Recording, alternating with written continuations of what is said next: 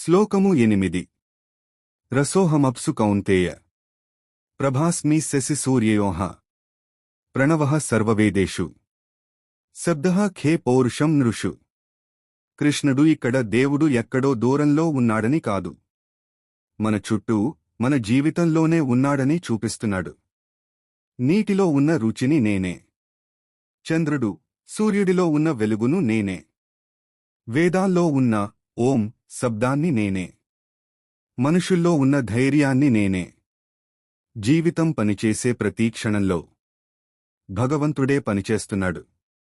శ్లోకము 9 పుణ్యో గంధః పృథివ్యాం చ తేజశ్చాస్మి విభావసౌ జీవనం సర్వభూతేషు తపశ్చాస్మి తపస్విషు. కృష్ణుడు ఇక్కడ దేవుడిని ఏదో వేరే లోకంలో పెట్టడం లేదు. భూమిలో ఉన్న సువాసన నేనే, అగ్నిలో ఉన్న వేడి నేనే, అన్ని జీవుల్లో ఉన్న జీవశక్తి నేనే, సాధకుల్లో ఉన్న తపస్సు నేనే. అంటే నిన్ను బ్రతికిస్తున్న శ్వాసే అత్యంత గొప్ప అద్భుతం. నిన్ను తప్పుదారిలో వెళ్లకుండా ఆపే లోపలి నియమమే దైవశక్తి. శ్లోకము 10 బీజం మాం సర్వభూతానాం విద్ధి పార్థ సనాతనం బుద్ధిర్బుద్ధిమతామస్మి తేజస్తేజస్వినామహం.